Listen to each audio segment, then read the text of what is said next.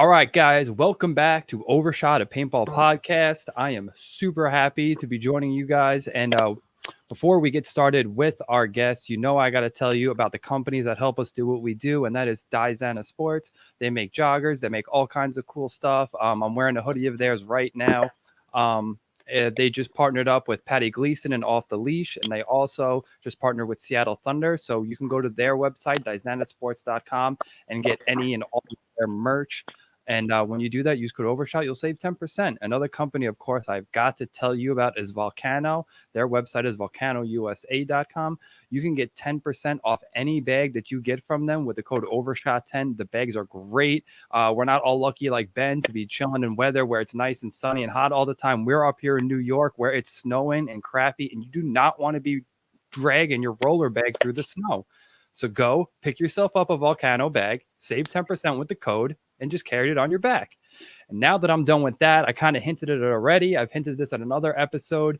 Ben Challenger's on the show, man. Thank you for joining us, dude. Hey, my pleasure, guys. Happy to be here. Awesome, dude. So the question I always start everybody, because I love hearing how the sport hooked you, is how did paintball find you, and what was your first experience with paintball like? Oh, man. Okay, so like the first time I went to the field, or the first time I ever like found out about paintball, or that? The first time you ever found out about it, like what was your your very first experience with it? Okay, so my mom's son's friend was like probably like 13 or 14, and he had been playing for a little bit, but I was like an 8-year-old kid, if that. I was really young. And he had like this sweet Rasta like fly, like an angel. Yeah.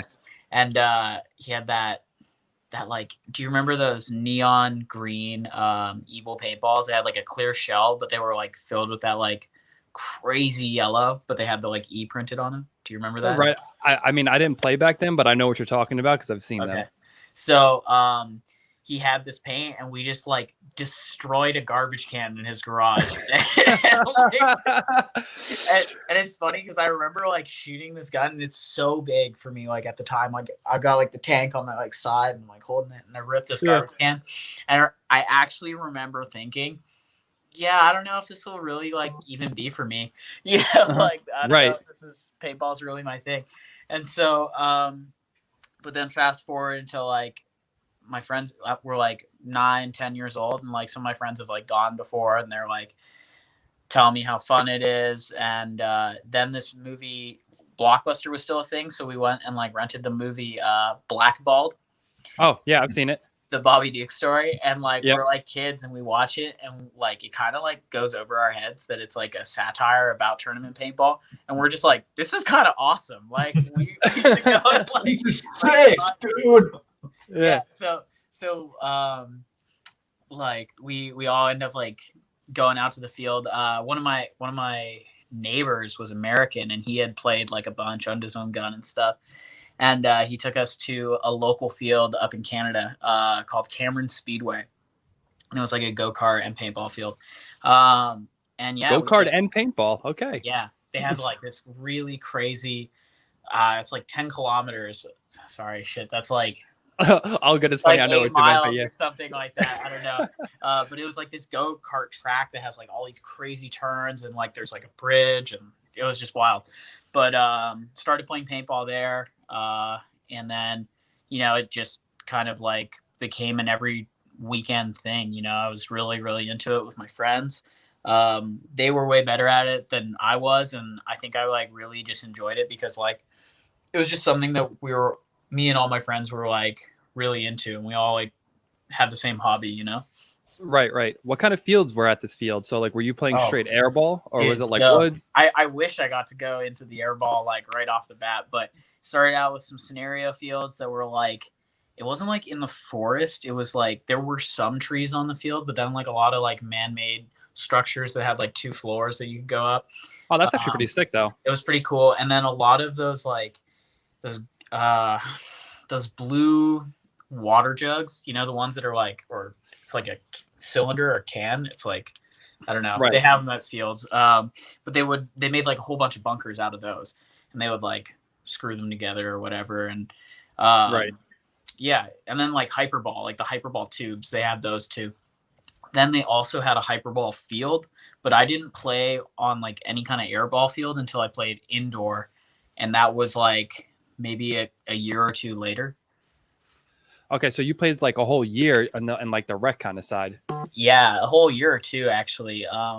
And then like, God, I remember that same guy who I shot that angel, that angel gun, Mhm. in the very beginning ended up selling me his paintball gun later on. That was an Ego 5. So I went from like shooting like a Spider VS2 to like an Ego 5, and I remember bringing it back. Nice upgrade. Yeah, huge upgrade, right? And I had like a 45 carbon fiber tank. And I remember when we got this set up, we're like, we need, like, me and my friends were like, all right, even though we don't have speedball guns yet, we need to start playing speedball just to like see how this thing was. And so then we went to it was called Paintball City, and we ended up and we played in this like really, really dark, like 2 or 3 man field that was indoor and had like a bunch of poles. Yeah. It was so slippery too. Like it seemed like all indoors. Yeah, like when you're off the field, it was like you were ice skating in your cleats, like because the floor would be like greasy from the paint and stuff, and like, dude, you're just like skating along. But yeah, I haven't thought about that in a while. But oh, dude, that's hysterical. Yeah, that's how I kind of started to get into like speedball a little bit, you know. And then after maybe like a year or two more of that, we went and like played our first tournaments together, like me and my neighborhood friends.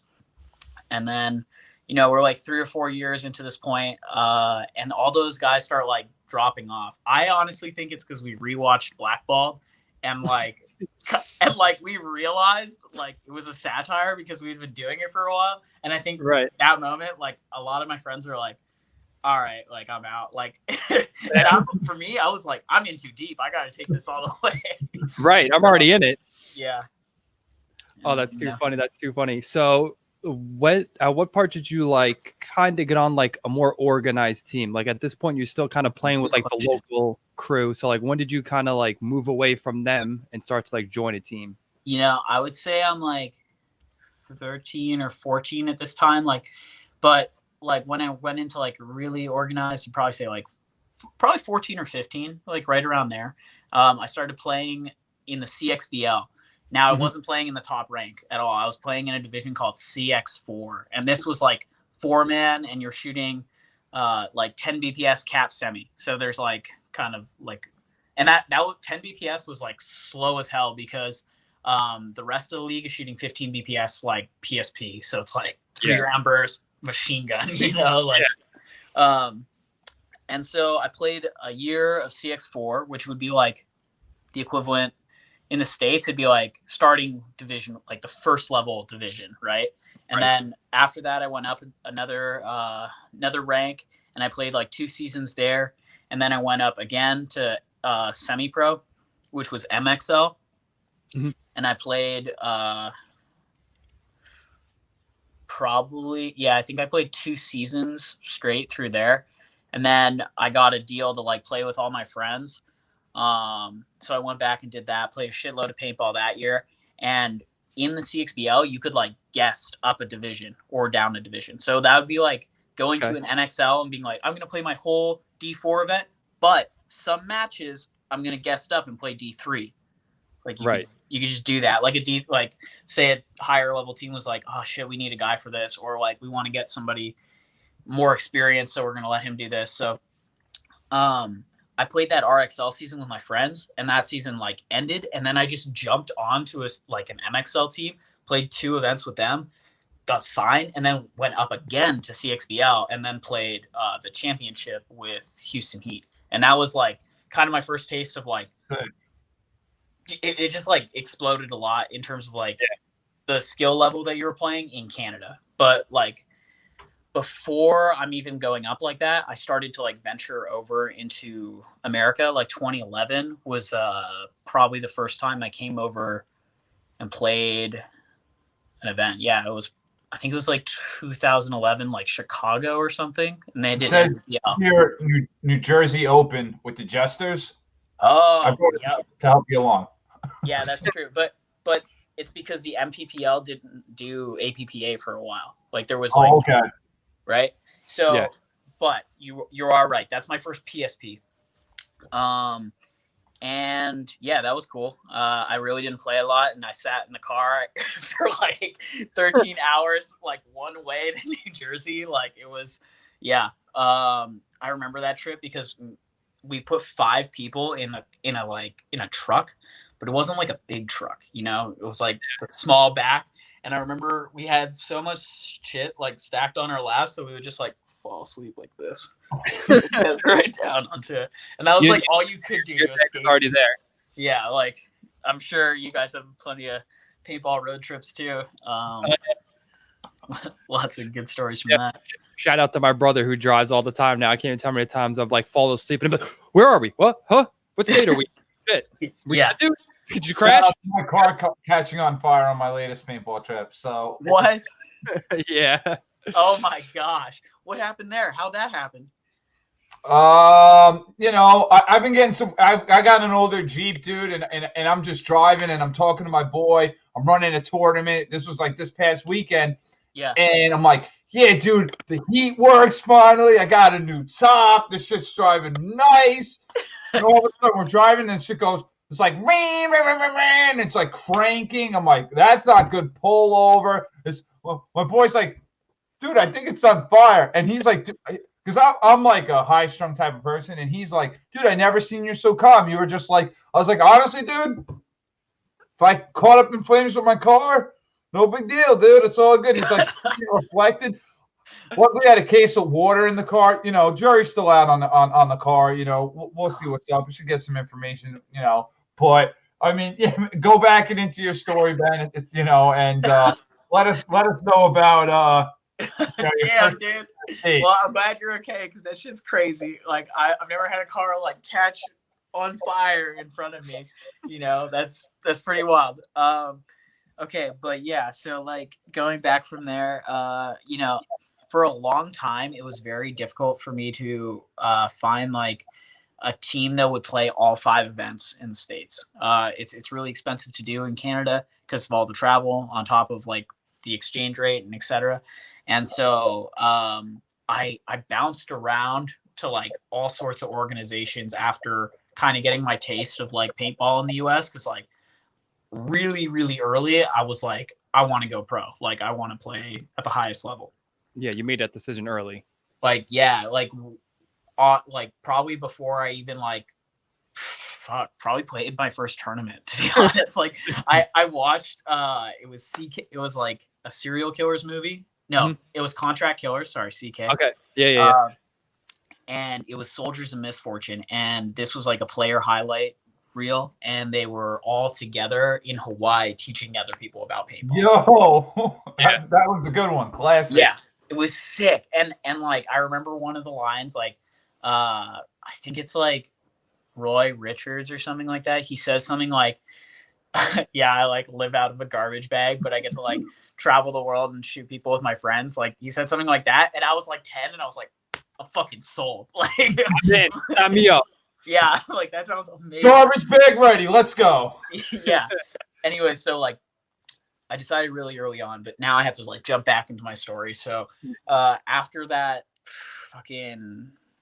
after the event in New Jersey, I was like, okay, this is pretty cool. Like I want to do this more. So I start to like travel down, and like at first I was doing it with Canadians, right? And so I ended up getting scouted at one of the tournaments. I think it was the West Coast Open by organization in Florida called like Central Florida Paintball Wrecking Crew. And they were Static's like divisional team. Even though Static is divisional, but it was like, they were like under their like umbrella, you know? Right. Like their organization. So this is my first opportunity that I've ever really gotten noticed. It like kind of came from like being on the Agronaut threads, and then also playing well at an event against those guys. They're like, we should get this little dude on our team. Yeah. So they bring me out, and I like start flying down to Florida. Now I'm like traveling to play paintball consistently. Like I'm going what I would do. Florida, dude, that's a pretty far trip. Yeah. Right. So I was just flying though, because I actually didn't get my license until I was like 20, but I was just like so determined every weekend to get to the field that I would like basically just like bum it for the weekend. Like I'd be like, hey, can you give me like a lift here? And then like from there I'd like crash at somebody else's house, and then like another friend would like drop me off at home at the end of the weekend. So Dude, like, you make it work. yeah, so I really did. And then the whole thing with Florida. So like now I'm like flying in, and a friend in Florida is picking me up. I'm staying with them. We're just playing a whole bunch, and I'm getting to like now start to play against like semi-pro teams, and like damage is there, but they're not going to give any like reps to the divisional team like that. So Right. we're mostly playing semi-pro teams, and that's kind of like, that's making us a lot stronger. We're starting to make Sundays and such. But eventually that organization kind of falls apart, and I go and play with LA Collision. Okay. So I had played, so there was, I think it was like 2013 or 14, but I think it must have been 14. So CFP, like they took an event off for the West Coast Open, and I guested with LA Collision. That's how I got to like know those dudes. And then I played World Cup with CFP, because Collision didn't come to World Cup because it was like, or their Division 2 team didn't come to World Cup because it was so far. Mm-hmm. Okay. Anyways, after that, I end up like going back and trying out for Collision Semi-Pro the following year, like 2015, and I make it. And yeah, so they put me on to the Semi-Pro team, and Collision the year before had like done pretty well. Like they got like a second place. They I think they came second to like AC Dallas, who won the series that year. Mm-hmm. And so I'm like joining this team. I'm like, sweet, this could be like, like the ticket to like go pro. Like this I could do it with this team. Like that's what I'm thinking. Right. Things did not go as planned. Yeah. So I'm like I'm 18 or 19 at this time, and I have like a summer between like college semesters, and I'm like, I'm going to move to California. And originally I was going to do it with one of my friends, and he bailed at the last minute. And I was like, oh brutal. My gosh. Cause we were going to drive from Canada across, like we had this whole plan. And then he like hits me up. He's like, reran the budget. I can't afford it, blah, blah, blah. And I was like, shit. I'm like, well, I'm still going to do this. So I'm like, if I have to couch surf for 3 months, I'm going to couch surf for 3 months. And I mean, dude, that's sick. When there's a will, there's a way. You found a way, dude. Exactly. I was really lucky because I had great friends along the way. I couldn't have done it without people helping me, like I really recognize that. And like, so I just started like, I flew out there and I was just couch surfing, and then some family friends like knew that I was out there, and they ended up letting me stay for a really long time and made my trip way easier. But, a lot of fun nights, like, and a lot of like range in like perspectives that you got. Cause like there were some of my like friends and teammates who lived in Compton, and there was like literal nights where we like stayed there, and it was crazy to live, like to stay at their house, because they have like this 12-foot like metal gate and like barbed wire around their like facility. And then like you go in their house and it's fine. It's just a normal house, but it's just like around it. It's like so intense. I remember we were driving up to my friend's place, and we stop at a stop sign, and like the most gangster person in our car is like, what are you doing? Like, he's like visibly scared. And we're like, what do you mean? It's a stop sign. Like and he's like, don't do that here. Like you can roll through, go, and we're like, oh shit. Like, I guess it's serious. I guess that's how it is here. Long ways from Canada, boy. Yeah, for sure. And then, like there was other nights where I'm staying in like really, really beautiful homes in like Orange County, so it was like, what a huge range of like things you could experience. But the team didn't go pro. Mm-hmm. And this kind of like is the beginning of me going like semi-pro and D2. Like I kind of bounced back between those two divisions for like probably a couple years. And part of it is because like when I look back at like a lot of my paintball career, I think I tried to go up too fast. Like I should have like won that whole division and then been like, dope. I get that. I can do that. And then go up. But instead I was like, okay, I can compete in this division and I can beat those guys, but I'm not like winning every tournament. I'm not winning series like at that time. Right. But that whole process, like kind of like eventually you just get that humble lesson where you're like, yep, like you went up and down between the two, that it's like if you combine them, you probably had those full seasons and the championships. So it's like, anyway, sorry, I'll go into it. I leave LA Collision, and I get picked up by Rack City Clutch for one tournament, World Cup. Okay. And then the team folds. So that was semi-pro again, but then the team folds. But at the practices we had up to that, we played against Miami Rage. And so Miami Rage scouts me. They offer me an opportunity to join the team. And we're going to play D2 at the first event in Vegas. And then the next event after that, we're going to go and play semi-pro in Dallas. So I'm like, all right, I'm in. Let's do this. The first event, I think we get like 11th or something. I can't even remember, but I think we made Sunday and got bumped out in D2. Then the next event, we go to semi-pro and we make like top 7. And then I get cut from that team. And then leaving Dallas, and then leaving Dallas, I get a gun stolen from me. So like, I don't know if it happened in the airplane or what, but like, I fucking get home and I'm like, damn, I'm missing an M2. Like this shit is gone. And I'm like, ask all my teammates. They're like, we don't know, blah, blah, blah. Like 2 days later, they're like, yeah, by the way, you're cut. And I'm like, fuck. So I have no gun and I'm cut. This is fucking great. I'm like, shit. So I sell my other M2 and my friends, Ian Wilson and Chris Straza, reach out to me and they offer me to come play for Wolfpack. So I joined Wolfpack and I'm going to New Jersey now. Super cool experience. All those dudes are badass. They were like cool paintball big bros to me and gave me an opportunity to like continue to play semi-pro and like still practice against pro teams, like because we play against 187 and stuff. Right. And you know, they treated me like family. I have nothing but good things to say about those dudes. But I didn't play a lot at the tournaments, and that's because like I was brand new to their core, and their core has been playing together for like way over 5 years. So eventually Ian hits me up. He's like, hey, Ben, like, we're going to let you go because like what you want to do and where the trajectory of Wolfpack is like, it's totally different places. Right. So, and I'm like, damn, like there's nothing more I can do. And like, I'm like really trying to stay, but they're like, no. And this is where I'm like, okay. So I go back to D2 again. So I was like D2, 3 events semi-pro, back to D2. I'm like, fuck. And I played I played World Cup with a team called Niagara Rampage. And like, so while this whole NXL season is happening, I'm also having a simultaneous Canadian season as well. Like I'm playing like the 2 leagues. And this team had won in the highest level that you could in Canada. At the time, it's MXL, which is weird because the CXBL like folded. Anyways, but they gave this team a free entry to World Cup because they did so well in Canada. And that team allowed me to come play with them. So at World Cup, we end up getting like 5th in Division 2 with another team. There you go. So that season, I played with 3 teams.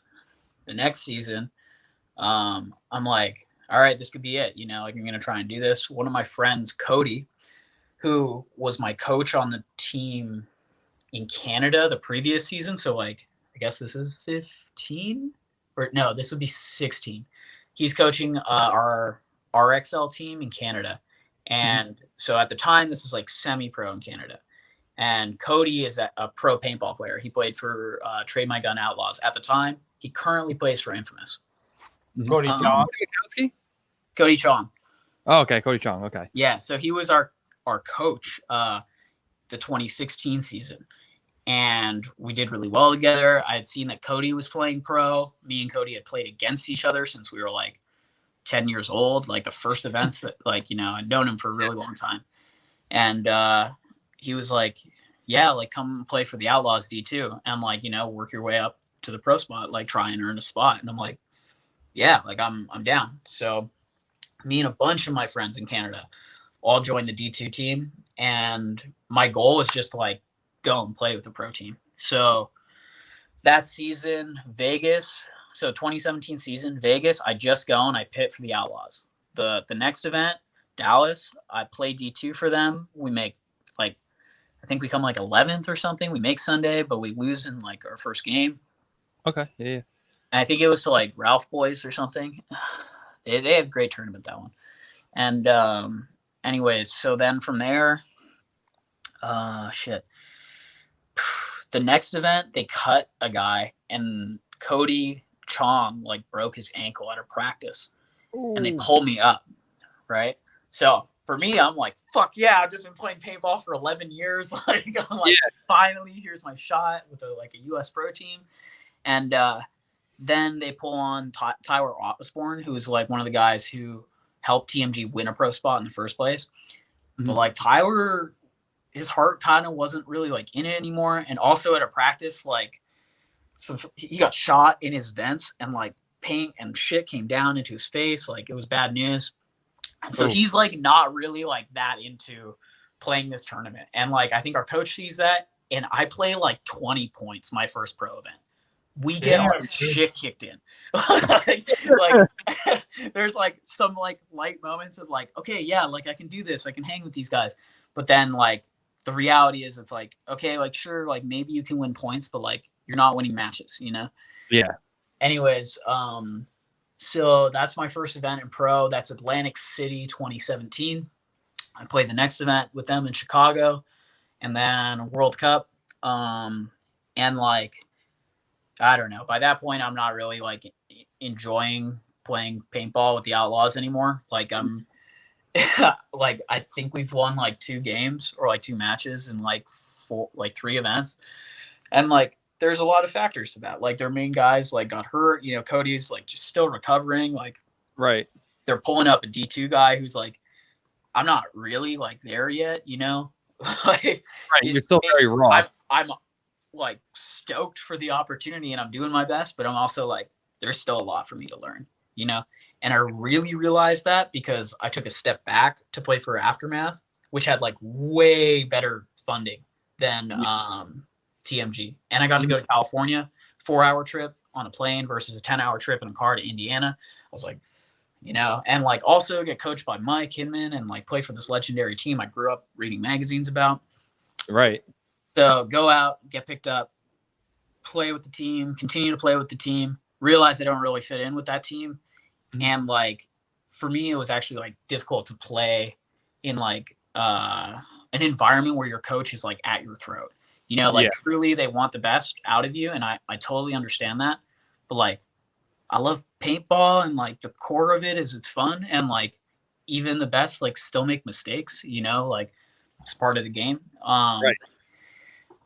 But man, right, like between like hard coaching and like berating a player and like beating him down so they have like nothing left, you know? Yeah, like there's just times where it's like you get like, I don't really need to go into it that much, you know? Like it was the direct. What happened was I got cut from Aftermath a week before Vegas, so I don't have anywhere to go. Like I'm like, shit, like, am I even gonna play this? Like, oh my god, like I just went from playing pro and like living my dream to like holy shit, like I don't even, I'm nobody, you know? Like this is what that whole thing showed me. I'm like, I'm no one, you know? Like I have to, like, if I love paintball, I should continue to do it because like I love it, but like, and I want to play at the highest level, but like I have a lot to learn. So I went back and I got picked up the next weekend because I was just still out in California at the time. And like I got picked up by CP Raiders, and we go and we win Vegas in D2. And so that felt good. But then I was like, I don't really want to keep flying to California. I'm a little bit like burnt out on paintball at this point. Like I'm like, I don't even know if I'm going to play the next tournament. And it's on my birthday weekend, and it's Dallas. I guess this is 2018 now. And my friends say like, hey, look, Ben, we're playing Division 2. We need a guy. If you make it to this tournament, we'll pay for it, and it'll be like your birthday present. And I'm like shit. Hell yeah. I guess I'm in. Yeah. And so we wanted to spend as little as possible. So we drove. From Toronto, Ontario, all the way down to Texas, to Dallas. Ooh, how far was that? It's like 30 hours one way. Holy cow. 30. It's 30 hours, but that's like including like stops and like eating and stuff. But like something like it's high 20s, like if you're driving. Dude, you gotta, you can't. I mean, you can straight shot it, but I mean, you got 2 people in the car. You take shifts. It's good. Yeah. Okay, But no, dude, That's dicey, dude. That's dicey for sure. yeah, no, we did it though, and it was totally worth it because we played this tournament. I had a fucking blast. It was like having a paintball tournament themed birthday. It was sweet.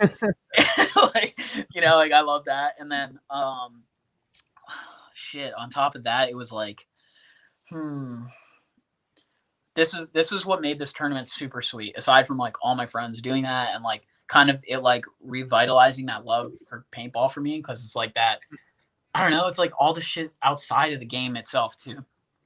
But this is what helped me continue to play, and that was that we just pitted for as many teams as we could, and the ones that were like flying somewhere and didn't want their paint, we got. And we went home with like 60 cases, and it was ridiculous because we couldn't fit that all in the car. So we like put it into like Ziploc bags. We just had the car layered, like the whole back seat, everything. Like it was funny driving through the border because they're like, your car's really heavy, blah, blah, blah. You bringing anything back? And we're like, oh yeah, we have all these paintballs. And they're like, oh, are they worth anything? And we're like, they're going to be bad in like a week, like we're just picking them up, like basically because they're scraps, because everything's open, right? Right. And like, okay. And I'm like, because it'll go bad. It's like a capsule. And they're like, all right, well, yeah, I guess you can take this through. So they don't charge us anything. And like me and my friend have like between each of us, we both have like 30 cases of like just 5-star paint, right? So it's like, ready to go. It's better paint than we can like even buy in Canada. Right. Like, if we were going to buy in Canada, it'd be like $80 a case. So we're like, all right, this is sweet. and then we just start grinding, and this field that was open at the time, like 20 minutes from me when I was in college, this is where we played a lot. And this is where we like shot most of that paint. It was called Splat Zone. Mm-hmm. And dude, like I would just go out there with like, it was sweet because I could like allow my friends to play too, if they like needed paint, like it was like, okay, cool. Yeah. No big deal, dude. I got 30 cases. Yeah. Like, hey, you want a ball? Like, cause I needed people to shoot it at too. So dude, that's sick. And like, yeah, that's so sweet. Like Border Patrol is pretty cool because they could have been dicks about the whole situation. Oh, trust me. I have lots of stories about customs being dicks. Yeah. But that's for another time. Shit. So yeah, I bring all that paint back. The team's like, we're gonna go to semi-pro next event, and that's Atlantic City 2018. And we go to that tournament. I've been like training these dudes. I'm like, maybe I can build like a pro team from Ontario. Like maybe we can win our way out. And we go to this tournament. We play semi-pro. We get dead last. And it's like, super frustrating. But at this tournament, we bring down a trailer and we bring back like 80 to 100 cases. Right. We have all this paint, and I'm like, okay, cool. Like, it's the like Friday night after like the week of the tournament. And I'm like, hey, like who's playing this weekend? Like it's free. Like we fucking suck. We need to practice. We're gonna get better quickly. And nobody showed up. Nobody was in. And I remember like that night, or like I came back and I was like, fuck, like it's like Friday night. I'm like, I couldn't sleep. After nobody wanted to play paintball, I was just like, for free. What the fuck, right? Yeah, like I'm like, for free, and it's like amazing paint. I'm like they're not gonna do it. Like they're not gonna go pro. Like if they don't have that like drive.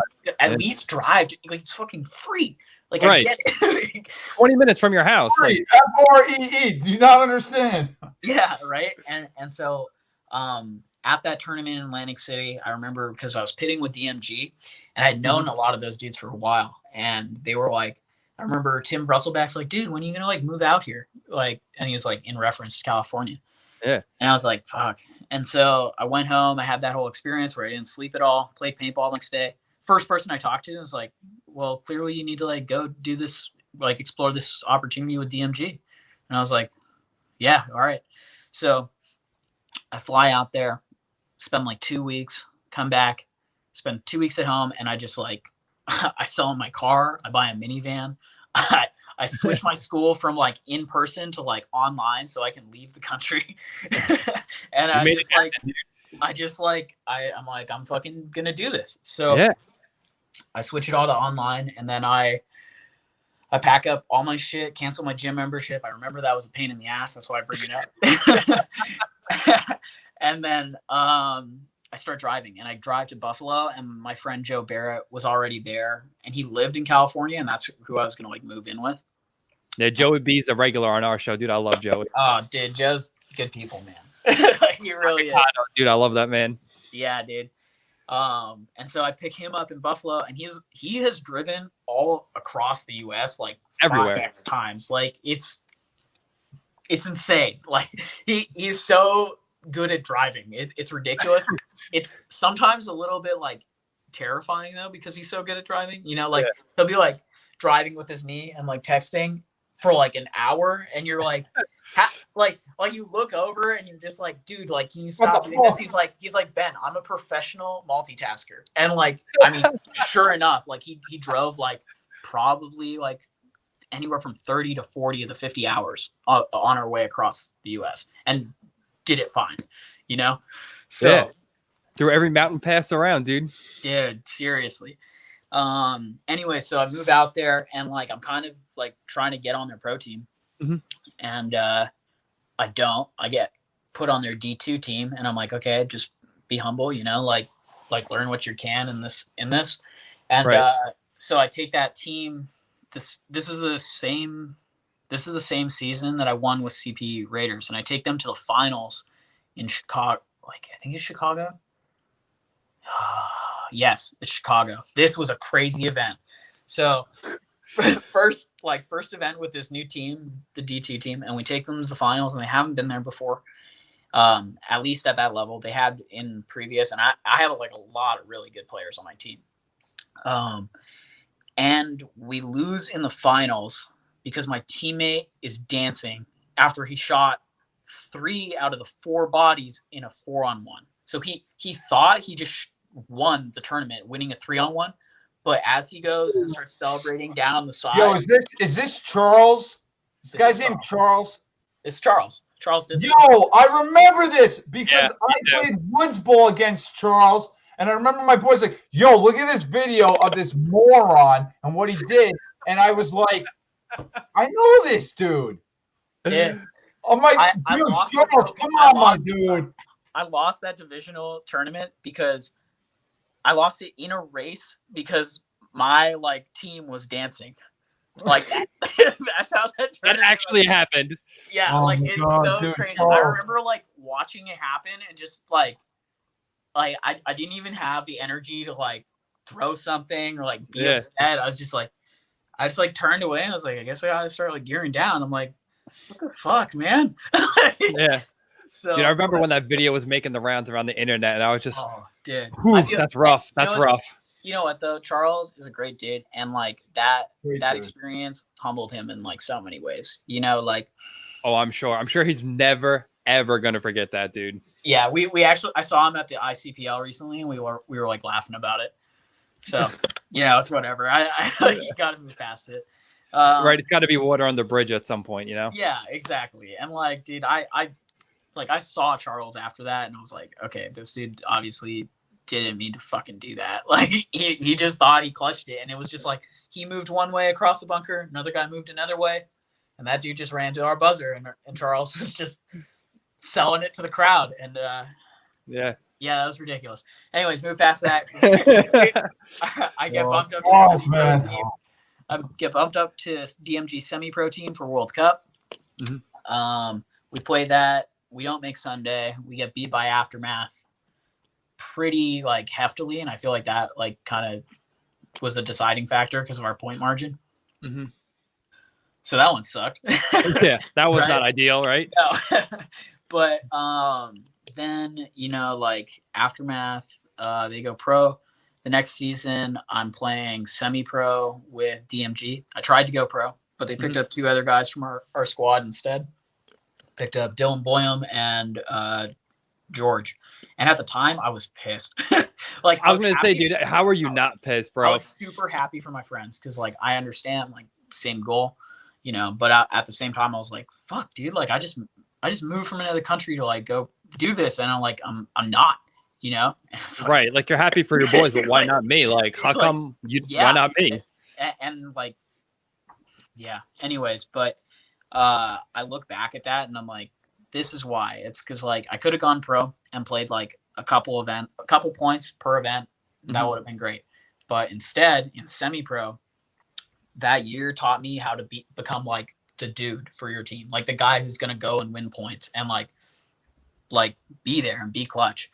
And he gave me so much more experience because I'd play every point and we would play 8 matches a tournament, you know, instead of playing like a couple points here and there at a higher level. Right. And that's where this huge lesson was like, damn, I shouldn't have tried to like run up through those divisions, because like actually playing that year of semi-pro, we went top 4 almost every event. There was one event where like LVL knocked us out, and it was because like we were about to tie it up and we got like a penalty or something. Right. But that was when semi-pro was a bloodbath, man. That's when like it was a gritty season. A lot of those teams are pros now. Like I said, we're talking about Aftermath, we're talking about Level, like. Yep. It was a good season too. And that season was like, you know, a whole new team again. Sure. Like a couple of my friends from semi-pro, but like just another new team. And it was wild because like I was grateful for that though, because the season prior to that, I had played for 5 different teams. Yeah, you really jumped around, yeah. Like all over the place. And that sucks. Like you want to actually like gel with your paintball team for like a longer period of time, because then you go further. And so like that was what I really saw that year with playing with DMG. And on top of that, DMG just practiced pros. Like we would play against the pro squad and then the pro teams that they would invite out. So we're playing against Impact, we're playing against Uprising, we're playing against Seattle Thunder. Dynasty came out, but we didn't really get that many spins against them. And yeah, just like a lot of good teams, you know, and you're always duking it out against somebody who's like technically a whole rank above you. So when we played semi-pro, what really made us good was that we would have to play like a pro team to even survive at practice. You know? Right. Like, so that made us really strong, and it made our teamwork really good. And that's why we were able to do really well in that division, because so much of it is team ball. Like when you go up from like D2 to like like the pro like label is really like, it's like teamwork, you know, it's like how well your team works together. Cause like everybody's skill is equalized. Like people have been playing paintball in that division for like 20 plus years. Like if they see something, they can usually put a paintball on it. Like they don't miss as much. It's just like the level of teamwork. That's right. Like where I see a lot of it, you know? No, I agree. Like, I listen to like all the paintball content that exists and the entire universe. So awesome. I hear like Tyler talk about like, you know, he'll go out there with the Arizona, get spins with the D4 kids, and he's getting bunkered by D5 kids because the D4 kid isn't watching his back, you know? Yeah, exactly. Right. Like, and it's not because Tyler sucks. Like, dude, it's a team game. Yeah, big time team game. So yeah, dude, like, and so you're gelling with these guys, and I think that's also very important to like gel with your teammates. Like you're saying, it's hard when, bro, every year you're like, hey, what's up? I'm Ben. Who are you? You know? Yeah, seriously. And, you know, like I wanted to stay with DMG. Like I had an offer from AC Dallas going into World Cup to like leave and go play for Dallas. But I didn't want to do that because we were like second in the series. We were so close. And like AC Dallas was first. Or I mean, AC Diesel was first. But Dallas, the actual pro team, like offered me a spot to go and play for World Cup. And I turned it down because of my loyalty to DMG. And then, you know, like after that event, we end up at World Cup, we knock out Diesel. We give them like, I think like third, and we get second. We lose to the Tauntauns in the finals, and that I don't want to talk about it. That sucked. Yeah.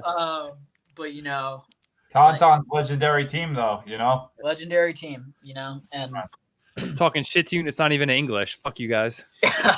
No, dude, they're good dudes. They love paintball. They're great. I think that they should probably be playing pro. To be honest, like it's weird that they play semi-pro in my mind, because like they could easily hang in pro. I agree. I think they'd make top 10 easy. You know. I mean, they've been crushing the European circuit for fucking years. I mean, oh yeah, dude, they got Axel Godin. That dude's a fucking savage. Like, yeah, you know. So, but anyway, yeah, let's just move right on past that. Yeah, exactly. So this it's the off season. It's around Christmas, and Mark Johnson and Clint had like been talking to me a little bit, and Mark's like, "Hey, listen, like if you come out here, like we'll make it like a desirable situation for you. You know, we'll like pay for the paintball." And I'm like, "Damn, you know, like that's big. Like, and I'm playing pro, like, right? Pretty sweet." And like so, regardless though, I was like, I came out here to play pro with DMG and my friends, so I'm like, I'm gonna go to their tryout, like but like at this point I know that like even if I make the pro team, like the opportunity to go to Diesel is just better. It's a good opportunity, man. It really is. Yeah, so I was like, you know.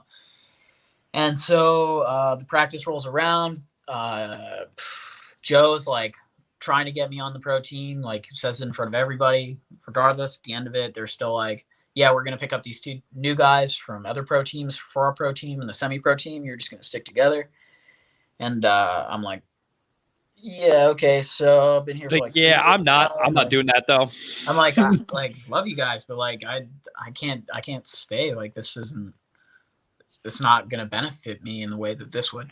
And so I moved to Dallas. I basically pack up my stuff, like leave the team house, and I bring my girlfriend with me from Sacramento. So she came too. So dude, that's sick. Yeah, it was really good. And so I like look back at the whole thing. I'm like, oh, okay. So it was like, so I met her, you know, like that's what that whole thing was. It wasn't necessarily go pro there. And then joined Diesel, and like moving to Texas I'm like, you know, I'm like moving from NorCal to Texas. Like it's like very different vibe. And I'm still like a little bit Canada to North Cal to Texas. Yeah. Yeah. So I'm like, I'm a little bit skeptical, like as I'm like coming into Texas, and like everybody was just awesome. Like they were so welcoming. Like the first day at the field, like the owner comes up, he's like, "Hey Ben, welcome to our field." Gave me a big hug. I'm like, damn, like this is nice. This is a nice place, you know. People are super hospitable, you know. And then like living out here is a lot cheaper than California, so like I spend less money on my like cost of living, but my like standard of living went up, so that was really positive. And shit, we just play a lot of paintball out here, man. That's what's up. Really That's crazy. What's up. And like playing with Diesel is a good time, dude, because it's a lot of other guys who have played for teams, kind of like I mean, like a few of them played for TMG, and like other organizations that like just made it really like paintball kind of like not fun. And so with this team, like we're really about like enjoying ourselves as well as being competitive, like because we have the ability to, but we also are like, you know, we're relaxed as well. That being said, we are always trying to play teams that are better than us, or, you know, really competitive ones. Dude, that's how you get better. You play better people. Iron sharpens iron, man. Yeah, definitely, dude. And I mean, like, it's trippy for me because like I grew up in another country, like watching a lot of these dudes and watching these like practice videos of like Infamous and like AC and like X Factor and Heat and all this. And then like last year I'm like, holy shit, I'm like in this, you know, like I'm like a part of this, you know. I'm like here doing it with these guys. It's like, it was cool. Dude, that's awesome. So can you tell us a little bit about like the whole camp and how this like paintball fit? Like we're up here in New York and shit sucks up here. It's always snowing. It's always they have such a beautiful facility, man. So maybe can you just touch on how nice the facility is? What kind of goes on down over there? I would love to. I fucking love rolling up to Paintball Fit on the weekends because I'm just so happy because it's like, okay, so Fit is a family-run like organization. Basically, the dad had an opportunity to go pro like way back, and then like didn't really do it just because he was like raising a family. And now his whole family is a pro team. Like they like, you know, he was kind of like, if we build it, they'll come. And they just like, they started out kind of like renting an area from Mad Dogs Paintball, which is a paintball field in front of Paintball Fit. Different organizations though. Okay. And they had like a space and they had this nice field, and then they expanded into the back, and they have like, now they have like 3 full-size turfed fields. One you can even play like 7 or 10 man on. It's massive. Oh, hell yeah. Yeah. Then there's like the center field, and on that field there's what we call like the shark tanks. It's kind of like a pit behind the start box. You know, Okay. and there's air stations in there. When it's really hot, they have fans. And there's like a whole bench. And people, we like as a pro team, we just basically like pit there. So like Yeah. we go in and we just bring in like 8 to 10 cases plus, and then we just don't leave the field. Like when you like come off from a point, you basically go behind the start box, air up your tank, maybe watch the next point, or you're out again. Dude, that's sick, dude. Yeah. And then on top of that, they have like so much covered area next to that. Like just because it's so hot in the summer, like you need shade. So hot. So hot. And like in that shaded area, they have a few fans. They got a bunch of picnic tables, and then a second story that goes up to like a bird's nest. So you can like be in the center tower and like see over the field and watch the games. Yeah. Yeah. So like at our practices, Greg will usually hang out up there and then just like either like yell something or say it through a microphone at us or so on. And then like we actually have the buzzer system at Paintball Fit. Like so we like the same kind of like beeping and tones and timing that you'd have in an NXL, we have at our practice points. That's awesome. Yeah, it's really good because it helps a lot of people get their timing down, you know? Mm-hmm. Sounds like for sure. Say that again? Sounds like paintball heaven, dude. I mean, oh my God, dude, it is. Like, and then like, okay, so I've only been talking about their field, which is beautiful. But like on top of that, it's how they treat you at Paintball Fit. Like there's free water. Like they just come out and have like tons of water cases for everybody. There's free snacks. So like if you go into the shop, you can like help yourself to like some ramen noodles or like some Pop-Tarts or like whatever the fuck else, you know, like they got, dude, that's so cool. Have really good snacks. Like they'll have like fruit for you sometimes. Oh my God. They just treat you really, really well. You know, and that's what I love about Fit. Dude, that's awesome. So like on like an average weekend, like how many dudes are out there balling out? Like roughly? Ooh, individual people, it's hard to say, but like I think they've said some shit like they get like upwards of like 100 teams. That's awesome. Dude, they will have all 3 fields rolling and packed. Like you like imagine your like busiest paintball field where you like see like those lineups like behind the start box, but it's on all 3 fields. Yeah, that's so awesome, dude. It's super sick, dude. Yeah, that's so awesome. You guys will have to come out here. Right, ball it up. I'll be your guide. Yeah, I guess we might have to come check it out, man. Once everything kind of calms down a little bit, we got to get out there. Oh yeah, no, Texas is open. Go now. So, Texas is open. You just wear a mask, and they're like, okay, you know, don't cough on me. We're cool. We're good to go. So, dude, what's it like being coached by Greg Pauly, dude? He's he's like one of the best coaches around. So like, don't give away the whole thing, but maybe, you know, give me at least one thing that Greg Pauly has definitely helped you out with for our listeners. You know, I think what's really great about Greg is he brings a lot of like perspective and like wisdom, because he's been like just in it for so long and at a really high level. Like like he's brought up like multiple organizations, you know, he gets paintball. So he gets the paintballs. Yeah. I think, you know, one thing I really learned from him was just about like anticipation and like counter moves, you know, like, and it's interesting because like he has his like own way of like dealing with each player, you know, like he coaches people differently based on who they are, you know, because like, but dude, that's what a good coach does, dude. That's what a good coach does. Seriously. And so a lot of what I've learned from Greg is like really, again, like what I experienced playing against AC Dallas. Like a good example of this was like if they miss you in their first exchange, they just change their strategy. Like you're like, hey, I'm gonna like gunfight you, and they're like, no, I'm gonna go to this bunker laterally and wait for you to go through this gap that you're about to go through because you want to be aggressive in this mentality. I'm just gonna anticipate it. And so like you're like, oh, what? This guy's not shooting at me. Okay, I'm gonna go. And then he's just fucking next to you and blasts you, and you're like, yeah, shit. You know, like, and then on top of that, there's just, God, there's so many calls with the organization. Diesel's like, I swear we have like 20 more calls than like, or AC just has like 20 more calls than like any paintball team I played for. And it's just like a language. So like, I came here and I feel like I'm like learning another language. No, dude, that's great. Cause like, it cuts like having more codes, I think, allows you to have a more direct conversation with less words. You know what I'm saying?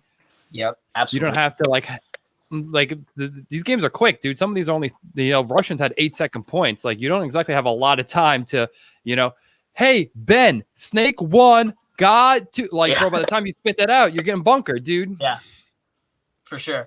I totally know what you mean. So we'll have like calls that will even like summarize like where the majority of bodies are going to be on the field. We'll like have a call and we'll say this, and it's like, okay, we know to do this. Or if Right. somebody says this, it's like, okay, in the point, do this. Like it's right.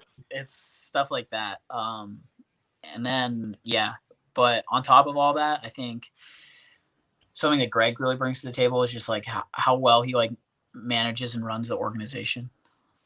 You could just tell, even like from like the outside, like, I'm a D4 scrub, so like, but like looking, you could just tell the AC camp is just like a notch above, dude. Thank you. Yeah, I'm honest. Personally, I'm honored to be a part of it, and like it was cool because like I had played all like SoCal, NorCal, like all down the East Coast, like a little bit of Midwest, and like Texas was like the last place that I hadn't played, right? And it feels kind of like I've like unlocked a level in a game. It's like Texas, and then it's just like way better paintball. Like on dude, because think about it. You played Florida, you played up here in the Northeast with the Jesters, North Cal, like, so you really literally have played everywhere, dude. Yeah, I got to see it all. I mean, I'm like missing like Russia and like South America, but yeah. Yeah. So going into that, like, I know you don't have a ton of experience, but I mean, we're APPA creeps, so we do know that you've played overseas. Maybe tell us a little about how much, like, everyone we talk to says the most fun is playing overseas. So maybe just tell us a little bit about what your overseas experience was like. Okay, so I'll tell you about like going both ways, because I went to Amsterdam in 2018 with 2 of my teammates from the semi-pro team and 2 guys from the pro team. Mm-hmm. Amsterdam was a shit show. It was so rainy and muddy. I kid you not, every day at that event, our car got stuck in the parking lot. Oh, every day. Terrible. But you know what? They managed it well because it was happening to everybody. So they have like a system of like getting the cars out of the mud. Yeah. Paint was decent. It was just like rough weather, And like, when it's raining that bad, it's gotta be tough, dude. Bro, that was like the worst event in history. We had 5 guys, and I was the one in the snake, and it was just a mud pit. And I'm like, oh, God damn it, dude! Like my gear, like after the first point, my gear's like 10 pounds heavier. I'm like, yeah, like, fuck, does this gun even still work? Shit, man. Yeah. Okay, now we'll talk about Australia, because that shit's crazy. I heard Australia's cracked, dude. Dude, it's wild. So it's 15 VPS. Every tournament is at the same location and goes in the same like scheduled order. Mm-hmm. So that was really weird because like. So the first event we go to, I play with Marcelo on Perth Crisis, and we win. First off, paint is a shit show down there. You can't bring your gun like outside of the field. Like they had like crazy laws where you have to like lock it up at the paintball field. And then, man, but the paint was just really rough. It was like you're shooting 15 BPS, but it's like you have like a spread like a shotgun. So like you just have to get close, dude. Like. Yeah. Don't shoot to see the whites of the eyes, man. Oh man, for real. Anyway, so like, we win the first one. They're like, come back, blah, blah, blah, the series. I'm like, okay, cool. So I fly to the next one into Sydney, and I'm like, okay, so they're picking me up in Sydney. I'm like, I get in the car. I'm like, so like, how far is this next tournament? They're like, oh, it's at the same place. I'm like, what? And they're like, yeah, no, all the tournaments are at this field. And I was like, oh, like, okay, I guess, new layout and okay. Stuff. So like, there's a new layout, but the order of the teams that we play is the same. We play the same teams in the same order every event. And I'm like, interesting. Jesus, so I think of that one. That was a crazy event. I ended up like, I didn't break my finger, but I like dislocated it on like Friday. I dove into the snake in a point where we're tied up against like Eskimo Bros, just Chad's team. Dive in the snake. I hear the crack, like, because I put my hand down, and like my like ring finger touches the ground first, and it's kind of like sand, so it just like caught it, Yeah. But I hear the crack, and I'm like, there's nothing I can do about this. Like I'm like, there's no time to like know what happened, but I'm like, hear that. I'm like, that's weird. Crawl down to their snake, shoot 2 guys, bunker the next 2 dudes, and like hit the buzzer with like 2 seconds and like tie the match. That's our last game that we have to play that day. But I'm like, holy shit, like my hand, you know, like what? Yeah. Pain. What Ow. you know, I'm like, it's now like coming to me, right? And I'm like, damn. And so I'm like checking my hand down. I'm like, okay, like, you make a fist. That's a good sign. And I'm like, you know, and so I move my finger like this, and like this top piece just goes over like to the side both ways. And I'm like, oh, I'm like, that I couldn't do that before. I'm like checking with the other one. I'm like, it doesn't do that. Like, so nope, like, this is new. This is new. Yeah. So I go over to my team and I'm like, so like, blah, blah, blah. We like talk back and forth. I'm like, hey, like, I think I got to get this checked out. And I show them and they're like, oh my God, find a medic, you know? So I find, we're playing against these guys later, the Simpson brothers, and one of them's a chiropractor, and he checks out my hand. He's like, dude, that's bad. Like, you should go to the hospital. You should probably like not play the rest of the weekend. I'm like, so mad. I have my water bottle in my hand. I'm like, fuck. Yeah. I'm like, no. Because like I just flew fucking halfway around the world to play paintball, and they're like, you can't. Right. I'm like, dude, just fucking tape it to the other one. Let's go. Exactly, dude. So like we go to the ER, we get scans of it and everything, and they're like, hey, so like nothing's torn and nothing's broken. And I'm like, what? And I'm like, okay, I understand, but I look at the nurse, I'm like, but do you see that does this? And they're like, yes, don't do that. And I was like, okay. They're like, yeah, stop doing that. It's making it worse. Yeah. So I put a splint on it, and I end up playing the rest of the tournament. And it was just like a little bit awkward, you know, because like you got to be like conscious of it. Like when you're sliding, you're like, okay, my hand's up, or like right. And like you don't want it to get caught because you now have like the brace. But at first, I didn't even have the brace. I showed up the next day, and I'm like, fuck, we didn't get the brace last night. So I taped like an Allen key to it for the first match, and I was like, okay, this is fucked. Like this is not good. Like my bro, that's the most boss thing I've ever heard in my life. You just taped an Allen key to your finger, like fuck it, let's go. It doesn't work well because of the angle of the Allen key, you know? Like, yeah, it's like a right angle Allen key. But I'm just like, okay, cool. At least it's straight.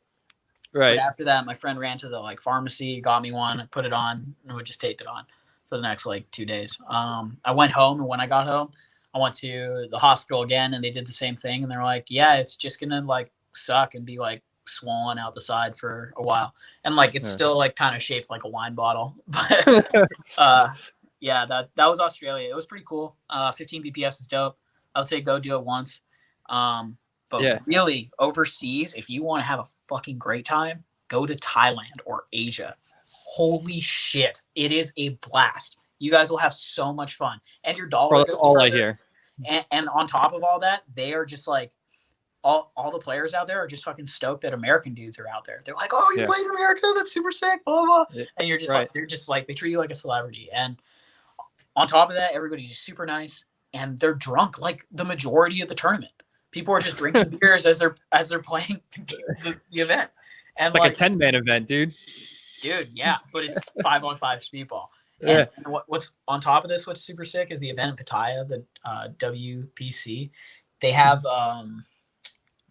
like a hotel right down the street from this, like from a park where they play the tournament. It's 2 fields, a like strip of like 2-lane like road, and then like some rocks, sand, and then like the ocean.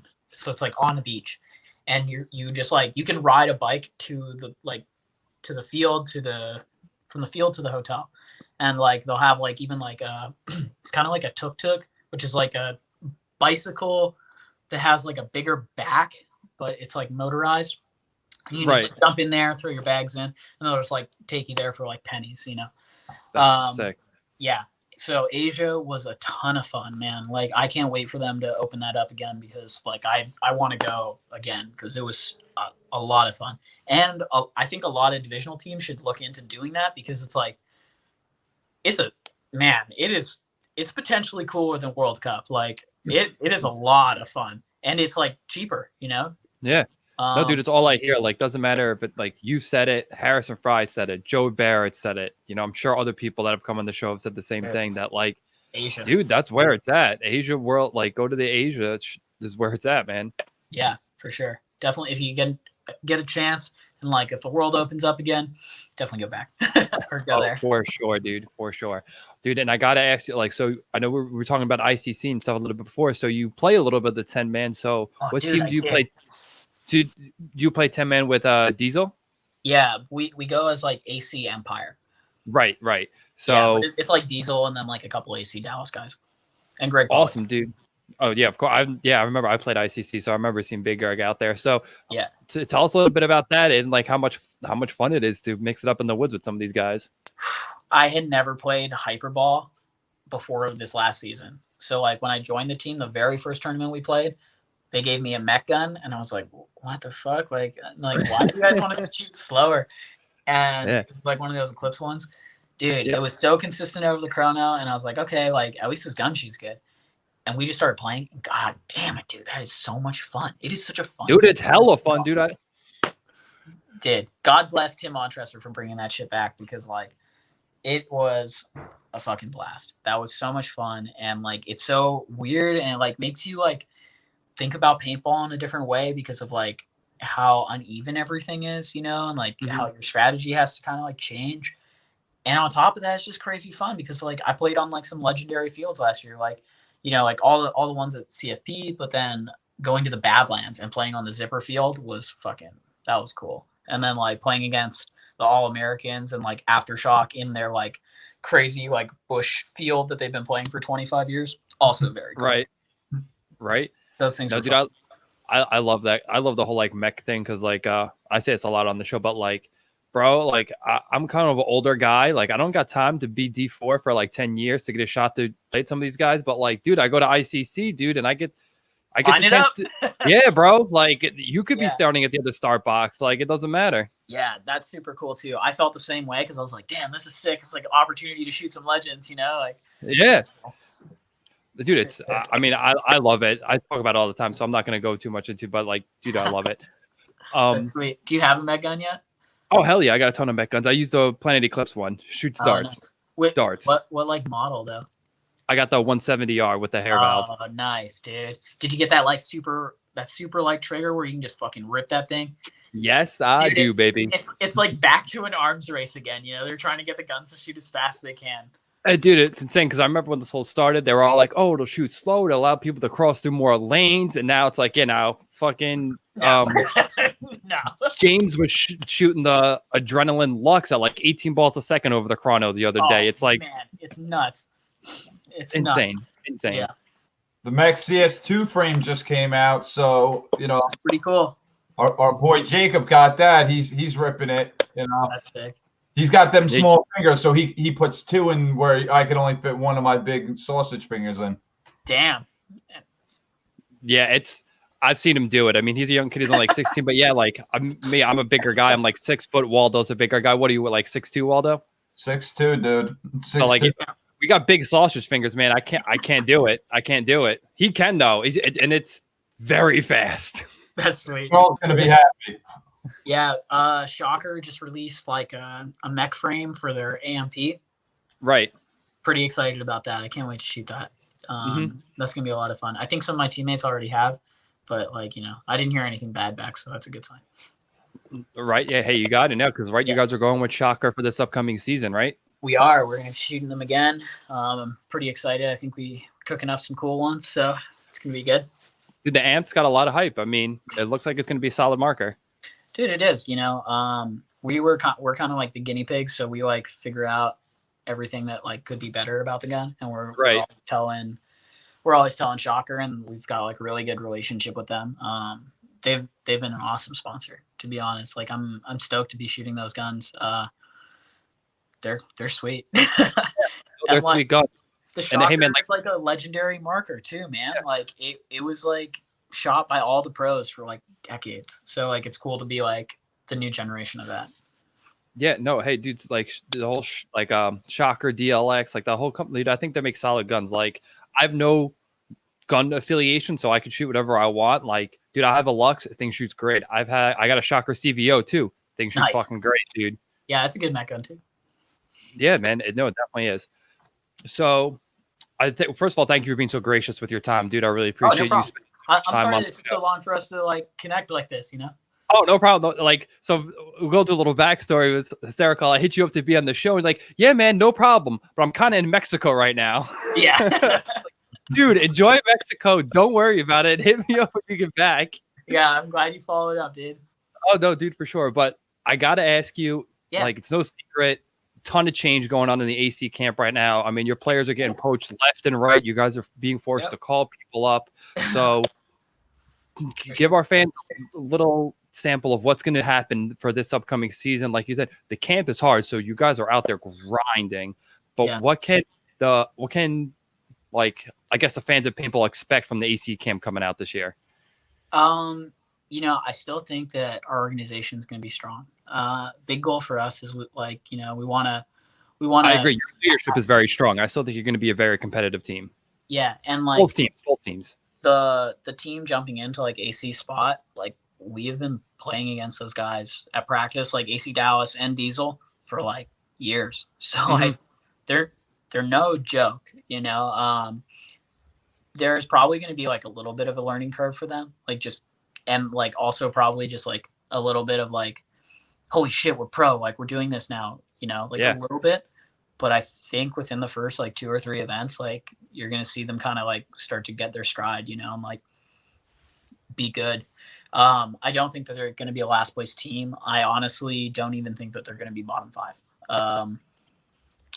So hopefully I'm right. You know, I'm real. I want to see those guys be successful, you know, like the dynamic has kind of like changed between like AC Dallas and Diesel, because like AC Dallas versus AC Diesel practice was like really gritty. Like a lot of our dudes like used to play for Dallas and like, you know, play for Diesel for a reason. So it's like, there was some pretty serious animosity. That being said, like they're still our brother team. We still like want to see them do well. But the fact that we had to play them at World Cup, like, you know, it was kind of intense. And it was like, we joke about like us like beating them, like dismantling them. But truth be told, like I think a lot of those guys like knew before World Cup that they were going to go somewhere else. I didn't know that they knew that. Like I was like, oh yeah, we're going to play AC Dallas again next year, you know? Right. But like, sure enough, like that's kind of what I'd heard. If it's going to be good, they are going to I think that they're going to like keep their best players and like let go of players who aren't able to hang in pro. But like, I mean, I think all of them can step up to it, like rise to the challenge. I think so too, because I have faith in like the upper management part. Like Greg Pauly's got the eye and he knows how to coach people. So I think, like I said, a lot of people are seeing these new guys step up, but I think Greg is going to have everybody ready to ball. Well, yeah, for sure. And they're playing a lot, dude. And on top of that, like 4 or 5 of AC Dallas, like the new team, like live together. Yeah. Like they're like family.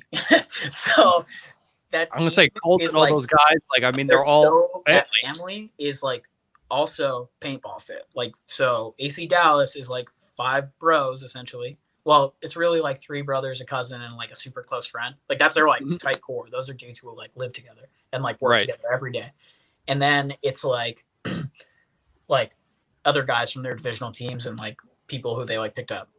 But they're all like pretty close, you know. And I think that that's something that like will benefit them, is like their closeness and their like camaraderie will like gives them opportunity to be really successful. And that I think that they will become really successful in the following years, you know.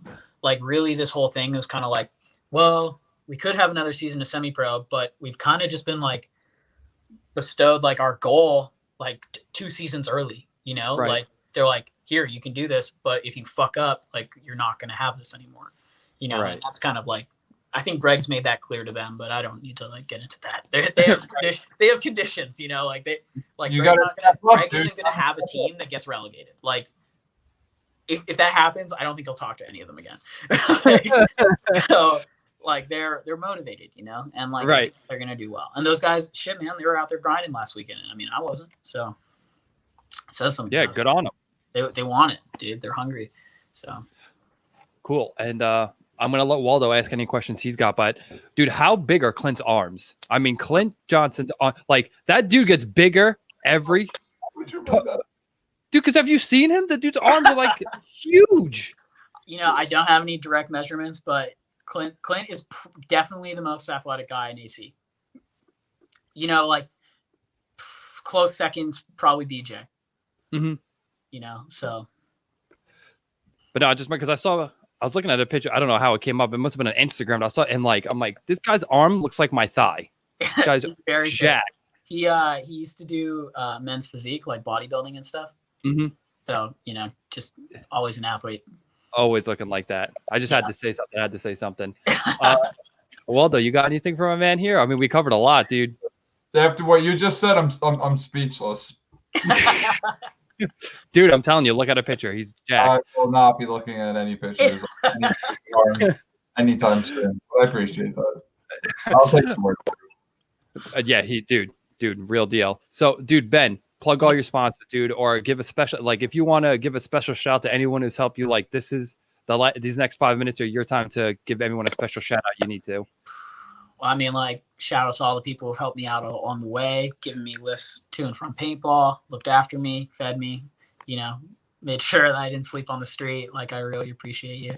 But outside of that, we got the AC organization. We got Shocker and their AMP. We got, let's see, we got Pro Edge. We got Weapons, Compete, CMPT.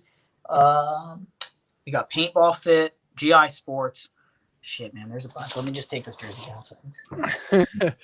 That's the way to do it, dude. Hydra, Kickin' Paintball Park, like, you know, the people who make our pods, GXG. Oh, yeah. Shit. Avid, V-Force. Yeah, I'm doing my best here. I Am Paintball. That's another one. You're going to see more from them soon. But they're behind the scenes and they're dope. Dude, yeah. So shout out to Mark Johnson, you know, team leader. Yeah, that's probably it. I really hope. I hope that, like, they're not like, oh, you fucking missed all these spots. We'll have to have you on again then. Yeah. Right. Dude, don't worry. The internet remains undefeated. I'm sure if you forgot somebody, they'll let you know. Yeah. Good point. Dude, Ben, thank you again for being so gracious with your time and coming out and hanging out with us. It's been a long time coming. Like you said, we've been talking for a little bit. Dude, and the listeners, thank you for tuning in with us again. We couldn't be more happy that you guys choose to rock with us so often. And we'll catch all you guys on the next episode. Yo, guys, take it easy. Peace.